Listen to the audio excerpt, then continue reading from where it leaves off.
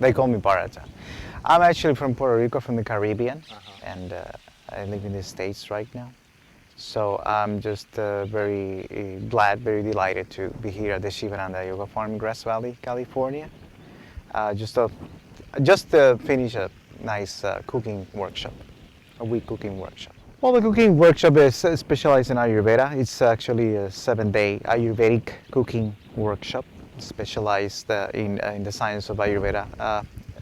Food is a big thing in Ayurveda. Food is one of the main therapies. It actually, maybe there's no other system of medicine that covers food in so much depth. And it's about a high percentage of the problems it has been solved with proper diet. So we just dealt with the theoretical principles of proper diet, and we have the other half of the course just in the lab, in the kitchen, just doing the preparations and applying what we learn in this classroom. You need to make sure that you have a wholesome experience from the moment that you ingest the food until the moment it's transformed and eliminated. So it is just one of the things you need to make sure is that you feel like it's very welcoming, and it doesn't overstimulate. It just gives you a nice feeling of satisfaction physically, and at the same time mental lightness. You need to feel light, relaxed, physically and mentally as well.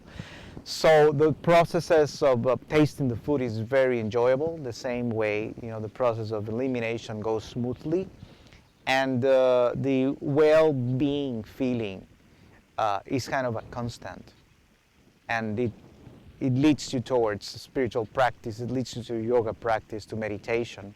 So it's a very valuable vehicle for well-being. What are you making? This is urad dal with this is actually called dosa, made up of rice and urad dal. It's a thin kind of a thin pancake. And we'll try first bite and see how it tastes. Oh my God, this guy knows how to cook. This is awesome. Ayurveda deals with a whole concept. Ayurveda has specific definitions of food, and medicine. Ayurveda acknowledges medicine as another meaning, but a normal medicine shares with food the quality of bringing balance to the organism in the physical and mental level. This is pilau rice.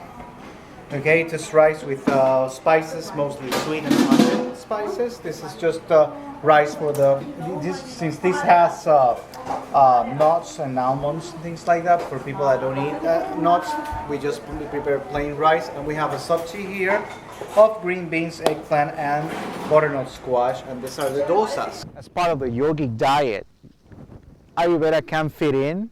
However, Ayurveda is more for the modern person, that is active, has an active lifestyle, has work, has family, etc., and who also wants to enjoy some nice savories every now and then. So whereas the yogic diet is more simplified, is more oriented towards yoga practice, meditational practices, it's kind of on a retreat setting. And whereas Ayurveda is just, you can take it home in the bustling of the city, as well as in retreats. So it's kind of versatile in that sense. It's very multifaceted.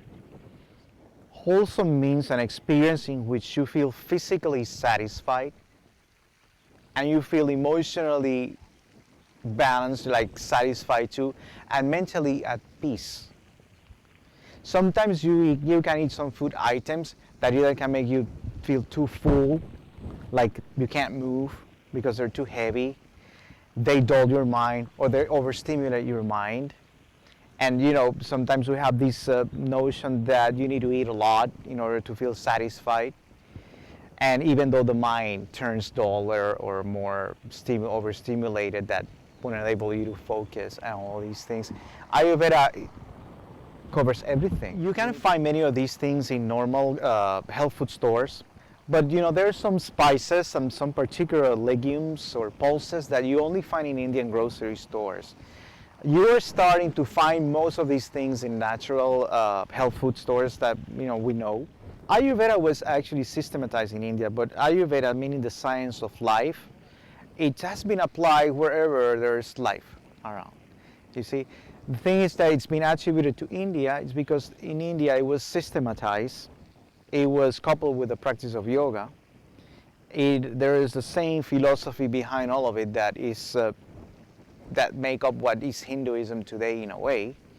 So you associate it more with India. The 6 tastes, there's 6 tastes. Each taste has a function in the body. This is what we deal in Ayurveda, what takes us to a wholesome experience, you see.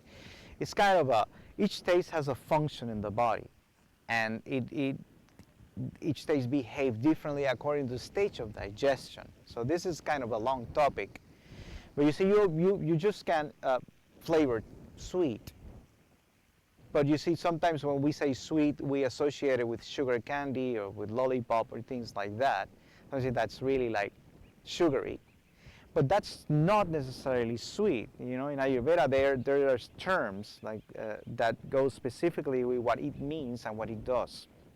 And then the other tastes have their functions too, that are very important to assess good digestive assimilation and elimination processes. Sweet, salty, sour, bitter, astringent, and pungent. There's 6 tastes. You have to get them in a proportion that is suitable for the organism. For instance, we need more sweet. So everything just revolves around the rice and the beans and the veggies, right?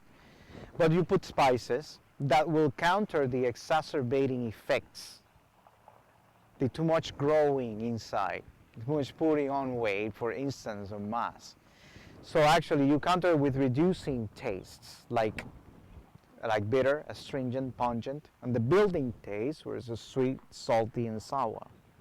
It's about cooking with awareness, you know, using not just the food to fill the stomach, but using the food in a way that is suitable for you, your body type, and with the awareness of the ingredients that you use, and using the correct spices in order to create balance in the body. All the other food courses or anything to do with diet I have taken is strictly just about the food, what the nutritional value is, what will make you put on weight or lose weight, and so on. It didn't have that overall structure of creating the essence of the whole. Bharata, with his knowledge of the spices and when to put what in and what was necessary for this vegetable or that vegetable, created such a difference in the taste of the food that it was amazing. There's no way you can be disappointed. And even if you weren't a believer in Ayurveda or yoga or that life, this whole thing is a science, even if you weren't, it will change your life. Excellent course, excellent experience. I'm currently completing my master's degree in Ayurveda, so this was a very nice complement to bring in that food as healing factor. Absolutely excellent. One of my favorite parts was that the focus was not on things are good or bad, good or evil. Everything has its place. It's about finding the right place and the right time for each one of the items in order to make it work for that particular person at that particular time. There is no universal eat kale and thou shalt set be free. Just give yourself the opportunity to experience a new avenue for health and well-being, personal health and well-being. Most of the key for most of our physical ailments is just the proper food.